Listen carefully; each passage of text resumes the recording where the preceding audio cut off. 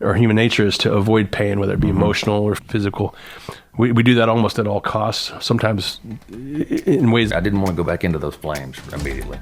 So it took people around me, and it's got to be something that you don't think you can do. It's got to scare you a little to get you out there. Welcome to Affinity Peak Performance, empowering you to peak in health and energy to fully express what you were created to be. Hey, Doc Todd Smith here with Affinity Peak Performance podcast, and welcome back. And the whole idea of the Affinity Peak Performance is covering subjects, everything wellness under one roof to hopefully empower you to not only make better decisions with your health care, but also get greater performances out of your day in, day out expression of who you were designed to be. I'm here with Gabe Cross today, who's a good friend of mine and one of those crazy ultra marathoner guys who I'm still trying to wrap my head around all that he does that way. But to give you a little background on Gabe, he's a husband married to a sweetheart, Sarah, for 2 years. He's an artist, which I just learned about today. I didn't even know that. Dog lover, that's a for sure. But he specializes in motivation and coaching with people that are pursuing running and helping them to stretch and to get to higher levels like he's been able to attain. But he's also the founder of the Sergeant David Heyerholzer Fallen Warrior Foundation, which is a wonderful not-for-profit organization which to benefit families directly in honor of his good friend from growing up who lost his life in Afghanistan. He's also the co-founder of the Scallywag Trail Running Club, which I've been honored to run with, which I had a hard time keeping up with, but it was honored to run with him. And they do a lot of trail runs all here in Middle Tennessee with the pirate theme. And then he's also completed 6 marathons, 14 50Ks, 100 miler or 100K, 70 miler, 75 miler, and 100 mile, this is the kicker. He's done 100 miler while sick with COVID, actively sick. Still trying to wrap my head around that one. His next 100 mile attempt will be September 30th, so we're rooting him on for that. But definitely in general, all around great guy. So thanks, I give you Gabe Cross. So if you would give us a little bit, first I'd really like to share with the audience about what was it that inspired you in the very beginning when you started to get into long distance running, endurance running? What was it that happened around that time in your thought process and your life experiences? It was a long journey to that point. It started when I was younger, actually, with my father passing around 17. For 10 years, I dabbled in drugs and alcohol trying to find the answer, and that just wasn't it. Met my wife around 27, 28. Went to therapy, saw different doctors, tried different medications, did that for maybe 8 to 10 years, and that just wasn't the answer either. And then stopped taking all medications, did some soul searching, some praying, and found running again, and then got into the longer distances. Had never run over 18 miles, and then I ran a 30 miler one day, and it opened doors for me that had never been opened, that no therapist or medication could open, and that was it. That's when it started. That's and awesome. It's been wide open since then. So did you go from the 18 miles to 30, or did you train up to that? I was doing 3 to 5 training for Spartan racing. That's kind of where I come from. So none of their races are really long endurance challenges as far as the mileage. They're 13 or under. So I'd get up to 3 to 5, then I got into 18, went into 20, did a 26-mile run by myself, and then signed up for a 50K because someone told me that I should try to run marathons for a while before I did that, and I just not my way. So I went straight in, signed up for a 50K. Woke up the next morning and was terrified. What did I do? So I set out with a couple of baby Halloween-sized Snicker bars and a bottle of water, and pouring down rain about 4 o'clock in the morning, and went out and run 32 miles, and happened to run past my childhood home around mile 30. And I could just feel the cabinets open, of everything that had went on and everything that I needed to process that I hadn't properly for the first 20 years of that. So That's wild. It was a real game changer in my life. I imagine, yeah. So with all of the very long distance runs that you've done, is there, for the audience, is there any deep-seated current motivators that you tap into that allow you to, say, gut it out and continue the goal of whatever the goal is? or to stretch for a new distance, what are your current, I like to call them pain buttons. So they can be emotional or physical, but if you can anchor to a pain button, because human nature is to avoid pain, whether it be emotional or physical. We do that almost at all costs, sometimes in ways that don't make sense. But if we can anchor two things in our mind that represent a pain, it's a wonderful motivator to push forward. And so what are those, what would that be for you? Goggins refers to those as the cookies in his cookie jar. Cookies, That's kind of what I refer to them as also. Several things growing up. My dad was born in the 40s, so he was iron fist, very stern, very direct. So for fun and for punishment, we would do things that weren't quite fun for most kids to do. Sure. One was to cut thistles out of the front yard on a 10-acre farm with a knife and a garbage bag. Giddy up. All day long, 10, 12 hours long, hot summer days and things like that, you tap back into when you get in moments of struggle, moments of adversity that possibly things like when I was younger, my dad passing or losing friends and things in life struggles that I tap into, that if I can make it through those things and survive, then I can survive this physical challenge. Really tapping into that. A lot of it goes back to two-a-days when we used to play, contact sports, football, things like that. When that second day come around or second practice of the afternoon come around, it's 105 August. You don't want to go. Yeah. Nobody wants to be there, but everybody shows up and does their part. So tapping into those things, tapping into the tough groove that's been cut over years, as Jim Rohn refers to it as, just things like that. Other instances have been long runs. My 18-miler was probably one of the hardest runs that I'd ever run, even still to this day, because I'd never run that far.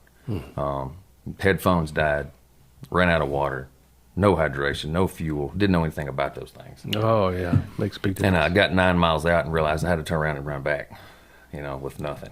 And that was a big change in my mental set also of not quitting.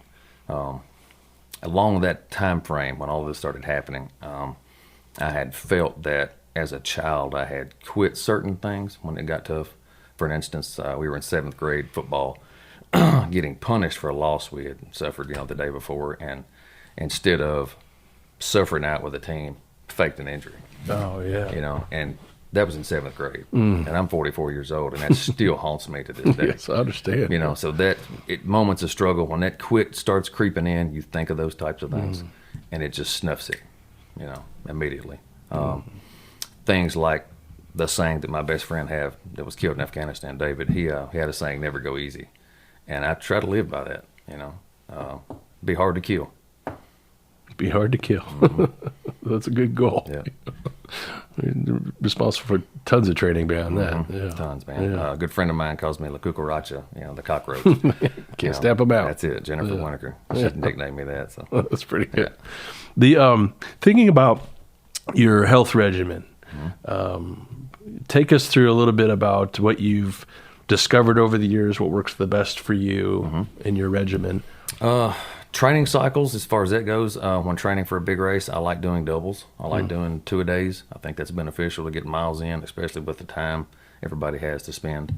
I can get out and do 6 or 8 miles in the morning, get out in the afternoon after work, do another 6 or 8, and have a good double mileage day, double digits. Keeps me in the 60, 70-mile range if I need to, without having to spend 4 or 5 hours in the morning away from family and work and things like that trying to train. So I break it up as need be. I think it's beneficial to let the muscles get sore, so you get that mental training of standing up. And I like lap racing, so you get a few minutes to let the muscles get tense and then back on your feet again. So I like that training aspect, letting everything get tight, not wanting to get up, late in the afternoon, Saturday, you've already relaxed, the game's on. Let's get up and run these 4 miles. Forming the discipline of it. That mental discipline, cutting that tough groove, keeping mental shape. And it's a wave. It's a wave pattern. It's not always like that. Sometimes you don't win. Sometimes you don't go outside and run. But tomorrow I'm going to do those doubles again. Nutrition wise, I like a high protein, high fat, lots of carbs. I don't really concentrate on how many calories I'm eating when I'm training because I'm always hungry. We run so many miles, we lift, and we work out so much. I'm constantly, my wife knows our grocery bill doubles when training season Put down comes around. 1,000 calories. 1,000 calories every time we eat. Yeah. I keep a cow in the fridge, and, we try to do our best to finish it off at the end of the year, Good. As far as vitamins, I like waters. I don't do a lot of pharmaceuticals. I don't do aspirin. I don't do Tylenol, things like that. If I have pain, I stretch, I ice, I heat, I come see you. I'll believe in massage, different things. I try to shy away from all the chemicals and the additives and the pharmaceuticals in my body. It just masks problems, and I wind up having more problems. I've been that route, and it just wasn't for me. No. How long ago was your first chiropractic experience? How long? First chiropractic experience was probably 15 years ago. I had a small car accident. And had some back problems, lower back. Got that situated. Then when I started getting into running, I noticed my gait was lopsided, we'll say.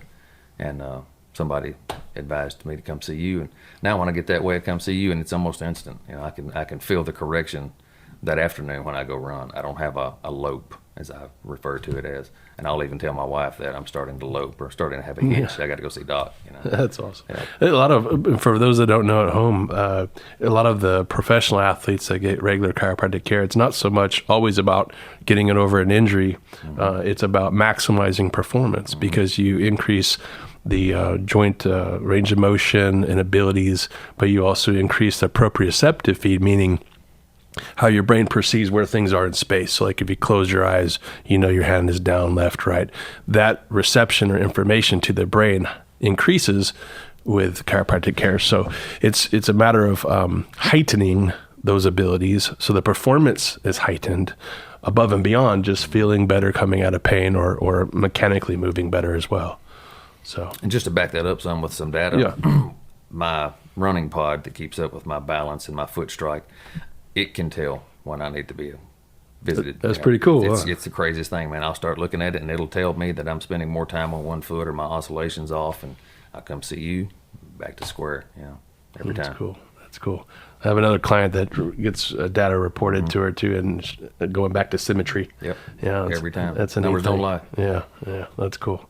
So I just learned this about you today. Tell me about your artistry. I don't know about your artistry. Yeah, man. So I help with our local community theater. They do a lot of children's plays. So they found out through my wife that I could paint and draw some Disney characters and things like that. So we got into this. I've done 2 sets for those guys, and kind of branching off from that, I've doing 2 children's parties, decorating hats. Everybody in town knows I love helping kids and things like that, so they'll get me to decorate party atmospheres or do anything like that. Cool. I get volunteered by my wife to do I'm working on one now at homecoming float. So anything that's building and painting and drawing, I really enjoy doing, but I don't advertise. But I enjoy it a lot. Do you find the art aspect of your life does that feed into your overall wellness? Your overall? I'm a little high strung. I'm a go-getter, right? So the art helps me focus and give me a focal point and to help relax and tone that down. I put on my headphones, some classical music, and I get the paintbrush out and just go to work, man. And I just kind of tune out. Nobody's around. Even if there's a room full of people, I can just kind of really submerge myself into the paint and just enjoy it for a few hours, and then come out of it back to real life. So it's like a mental break. That's awesome. So let me ask you a technical question with regard to your running, especially in the higher distance. How important is it to you? Because the reason I ask this is when I train with Ironman, they say it's always about the engine. It's not so much about the garb. But as time goes on and the mileage stacks up and hours go at it, it does matter a little bit on the equipment. What is your opinion on specifically shoes? What do you like shoe-wise for the higher mileage and trail running? For me, personally, I wear on clouds. I try to advise everyone that goes to that brand that there are so many. Use their advisement. Go to their website, call their tech support, tell them what you're looking for. They'll guide you in the right direction. A lot of people buy these shoes based on the color, and that's not what they're there for. I'm a monster, cloud monster, and a Cloud Stratos. Okay. I've put thousands of miles in those 2 pairs of shoes over the last 5 or 6 years. I have 0 shin injuries, no knee injuries, no knee pain, no shin pain, no foot pain. I go up a half size in my road shoes, full size in my trail shoes. I don't particularly like their trail shoes. It's just too much cushion for me. Coming from a sprinting, explosion type sports background, cleats, I prefer a tighter fitting trail shoe with a little bit more ground contact feel. So I wear an Innovate. I just branched into the Nike Wild Horse. I had a gentleman try to steer me through those, and I really like those for longer distances on rocky surfaces. Was really good this weekend. Had a pair on those. Did 28 miles in about 5.5 hours. A little bit of climbing. Very, very comfortable shoe. But those 2 are kind of what I'm rotating between. But I wear, on trails training, I probably wear 4 or 5 different pairs. I wear a 0 drop to train. I wear a 2 mil up to a 12 mil just to make sure I get a full range of training, ankle stability. Okay.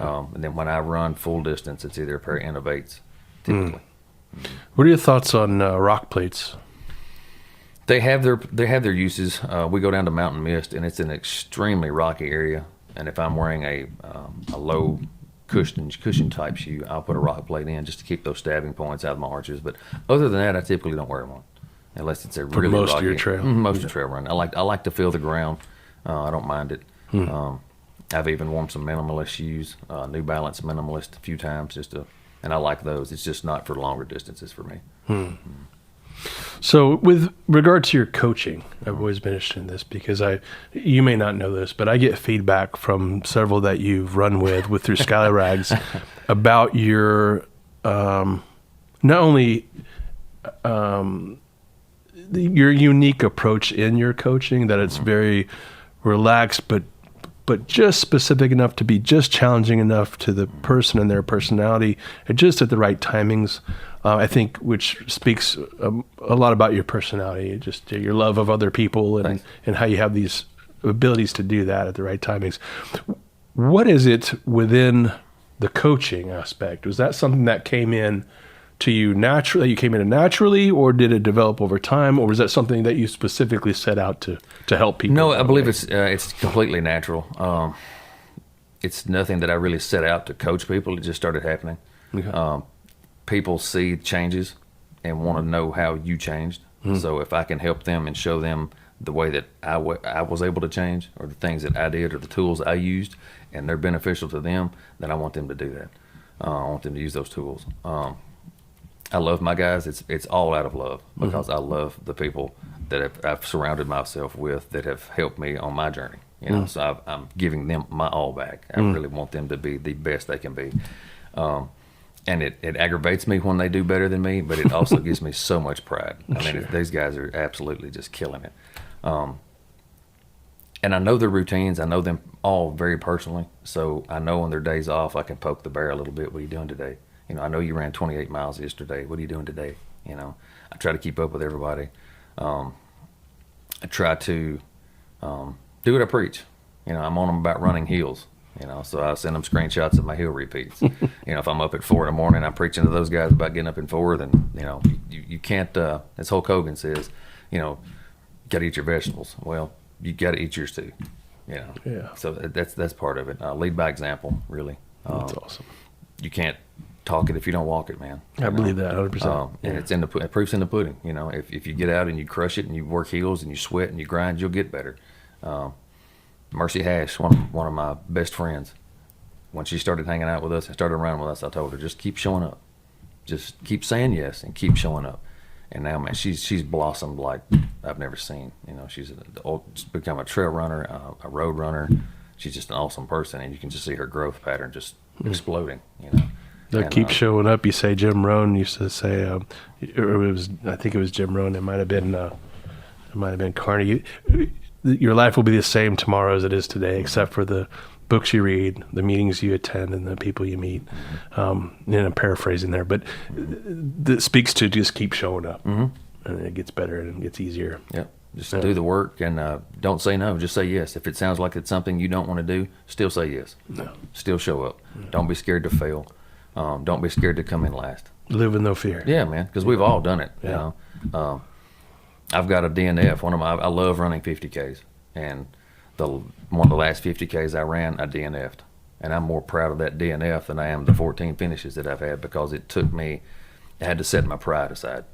You know, it was really hard for me to do that. And that was a learning process for me, you know. So I list that on my accomplishments as well. You know, I've got a DNF It's a in there too. reminder. You know, it's a reminder, like none of us are Superman. No, that's right. We get the pedestal syndrome, you know, where people put us up on this pedestal, and after a while you start to believe that. And you got to really look in the mirror sometimes. That's good. That's wise. The fear thing about not living in fear, because we're instructed not to, but it's so prevalent in so many different levels and arenas in life. But the reality of it is, most of what we worry about that we're fearful of isn't going to happen. And if it does, it's not near as bad as it's supposed to be. So, or we think it's going to be. So that's a good advice as well. If you were to think of just a handful of things, 1 or 2 or 3 things for the listeners that are considering getting into running, or might translate that desire into just getting back into exercise or improving their strength, improving their endurance, improving their abilities, what would be some fundamental starting things to hold on to anchor to implement? For me, set a lofty goal. Like for me, when I started out, I wanted to run 100 miles. In my mind, that was impossible. But I had milestones that I wanted to meet to get there. One of them was as simple as having abs at 35. You know, because I knew if I had abs, I was training hard. My diet was right. My sleep was correct. My vitamins were good. Everything was like it's supposed to be if I had that. So that was just a milestone. So that was something, setting those small goals along the way to get you to the big goal, because sometimes that large goal can seem so lofty it's impossible. But it's got to be there. It's got to be something that you don't think you can do. It's got to scare you a little to get you out there. Kind of like the first 50K that I did. You know, it scared me a little, so I had to go taste that water. And once I did, the box was open. You know? Things like that. Get a routine and stick with it, man. Write things down. Write your workouts down. Write down what you want to do. You know, put it on paper. Look at it. See it every day. You know, it's okay to be scared of a 50K or 100 miler over a new venture, but it's not okay to let that fear stop you. You know, like going out in the rain with my 2 Snickers and my bottle of water. Just go do it. You know, and if you fail, so what? Try again tomorrow. You know, I'll call my wife. Hey, come get me. This didn't work. You know, just don't be scared. Bring an extra Snicker. Bring an extra Snickers. Bring me some more water. Need another pair of shoes. Yeah. Just don't be scared to fail. I told some of my gang the other day, you know, a lot of the reason we're scared to do things is because we're scared our peers and our friends are going to make fun of us and think less of us. So if I'm your friend and I'm already making fun of you, then there's no reason for you to not go ahead and try it. Sure. You know. Yeah, that's a good point. So I'm hard on my guys about things like that. You know, if you're scared to attempt something, you better not tell me, because I'm gonna ride you. Bring it out. Oh yeah, we're gonna sign up together. You know? That's good. And something else, man, is get a good workout partner. Get some people in your life around you that are trying to accomplish the same thing you are, and not necessarily the same goal, but just be better people. You know, be go-getters. No slack. People that will hold you accountable. People that if you take 2 or 3 days off, they're texting you, want to know what's going on. That's extremely important. That's great advice. Yeah. I went through some low points after my 100 miler just from exhaustion. And some of my closest friends were my biggest support system to bring me out of that lull and get me back on my feet and get the ball rolling again, you know.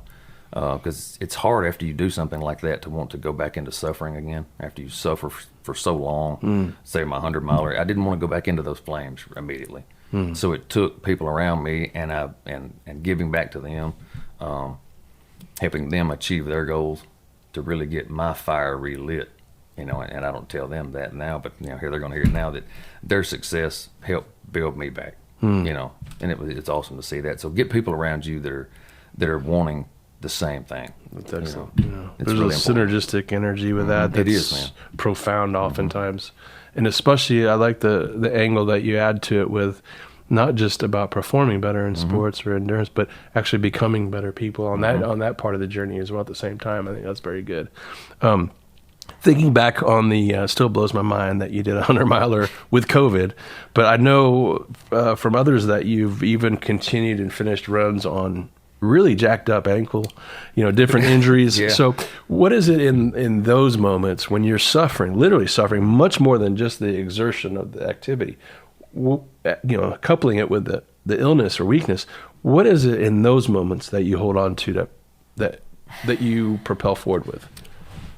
My investment, the amount of time, the amount of effort, the amount of work, everyone else's time that is trained with me drives me to finish.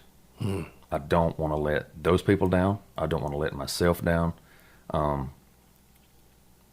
And it really just drives me to make sure that I squeeze every drop out of the lemon that I can, even off of a bad ankle, or if I have what I thought at the time was food poisoning. I was like, okay, if this is only food poisoning, it's not going to kill me. I can keep going. And I'll just go until the wheels fall off and they can take me home. And I looked up and was at mile 80, had 20 miles left. And a friend of mine, Cody Tucker, says, hey, buddy, we're 20 miles away. You've made it 80 miles. And when he put it like that, I was close to home, So just things like that, putting it in perspective about, does it really hurt that bad? Because your mind wants you to quit all the time. It doesn't want to suffer. Your body doesn't want to suffer. But it's just pushing it past that limit and letting it know that you control those efforts. I'll shut it down when I'm ready. And that's kind of what I kept telling myself, Yeah. I would make a lap or two or a mile or two and just absolutely want to go home. But I would think to myself, this is my show. And I'll call it quits when we're ready, and I'm not ready yet. And we were doing half-mile laps at a time, But just like I said, the investment. You don't want to waste your investment. I didn't want to waste the 9 months of effort and time I put into something like that, and I wanted to finish. And the want to was just more than the sickness. And you mentioned, which most don't, starting with a lofty goal or a big dream, if you will. And it's said oftentimes in history that men in general, men and women, lose their sight of their dream or give up on their dream around 40 years old. I'm at 50 now. So it's one of those things that I've danced with a little bit from 40 on. The reality of there are some bigger ideas and visions that need to unfold that I've always believed in, but when you get so involved in life with so many commitments and responsibilities, it's easy to lose sight of what we're actually designed to express or do while we're here. And that's true for each individual. So it's good to hear you talk about picking a bigger goal and not losing sight of that dream, because it can and will become reality if you stick to it. I also love the fact that you talked about the using the investment of energy and time that you've already put in, not just of yourself, but also those that you're trained with. And I think if you put that into other health arena categories as well, that same concept, I think it's so valuable. If we spent, say we spent all last year eating clean, eating better, and then maybe we're off the horse a little bit for a month or two, but to remind ourselves that, hey, we've invested well in ourselves in the last year. Let's get back on the horse and steer it back around. Those little steer backs, I think, to me, are very important in life, and keep us heading towards that bigger dream or loftier goal or greater expression of why we're living. So that's good to hear you say those things. Yeah. What would be your single funniest experience with any of these long runs that you've done? Oh man, let's see. I know there's been many because I've heard several. Some funny stuff. Let's see. Man, there's been tons. I guess my funniest, it probably wouldn't be hers. During Jennifer's 100-miler, she was about mile 90, kind of in her own head, and I just sat down beside her. I'd run 75 in the pouring rain, no training. I was done. I'd run 24 hours and shut it down. And sat down beside her. She was miserable, wanting to kind of go home. We'd been 24 hours, still had 10 miles to go. And I asked her, I said, are you done? And she goes, I don't think so. She's kind of feeling sorry for herself. And I said, well, I brought some chalk with me, I can go out here on the course and I'm going to draw a big line on the ground. and I'm going to write your name and put this is where Jennifer quit. Oh, she did not like that at all. I thought it was hilarious. Yeah. And now that time has passed, she immediately got up, looked at me like she hated me, finished her miles, and we went home. But later she told me, she goes, I wanted to punch you. That's the first time we're really good friends. She goes, that's the first time I've ever wanted to turn around and punch you. I was really, really mad at you.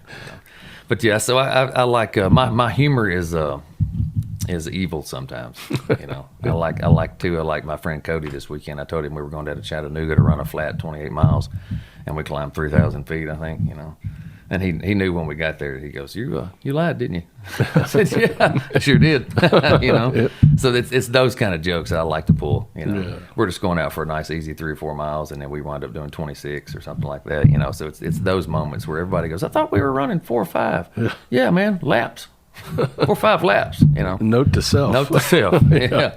And Right. if I ever see you produce a piece of chalk, I'll know what's up. That's what's happening. Yeah, man. All right, Gabe. So let me ask you this: with regard to your history of this charity that you formed, which is the way you formed it is pure, which I love. Some of these charities start, as you know, and they have good intentions and good goals, and then as they get bigger, more dollars get diverted to the administrative aspects and people's salaries and whatnot, which is unfortunate in my opinion. But you've kept your design pure and your goals. But tell us the history about the Fallen Warrior Sure. Foundation. It started 5 years ago. It was right after I had decided to stop taking all pharmaceuticals for depression and anxiety and things like that. Started running some Spartan races, started getting into the endurance realm a little bit. And I wanted to bring attention to David because he had helped me get off my rear and get off of the medication, really. Just his thought and the memories I had of him and not wanting to let him down as being my friend and the things he did for me as a child. Like not wanting to waste the investment that he made toward me. So I was driving home one day from work, crossed our county line, and just had the simple thought of how far is it from county line to county line. And it's 32 miles, 50K. And he was in the 32nd Infantry. So it was like it was a sign. I went home and told my wife, I said, I want to put a flag on my back, put a picture of him in my pocket, and 4 o'clock in the morning, we're going to put boots on the ground and we're going to start running south. Excuse me if I get emotional. So the next morning, she dropped me off, and tail lights of the truck faded into the darkness, and I just kind of thought to myself, what if this turns into something? Be cool if it did.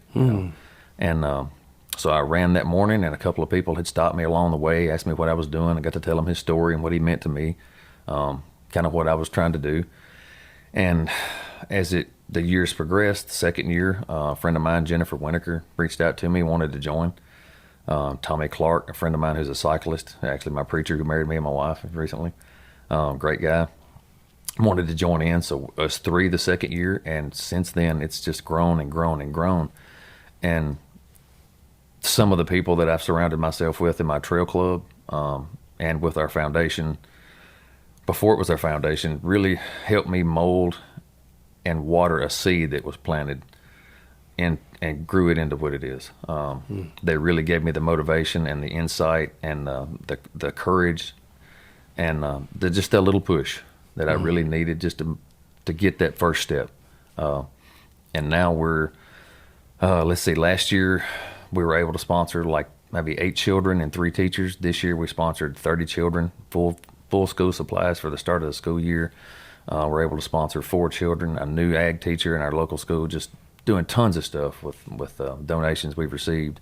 Every bit going back into the county. We're not paying anybody's salaries or anything like that with it. It's all going back into our local community. That's awesome. It all grew just from a friend being a friend to me. And where can they find out more about your foundation? Oh, they can check out our Facebook page. It's Fallen Warrior.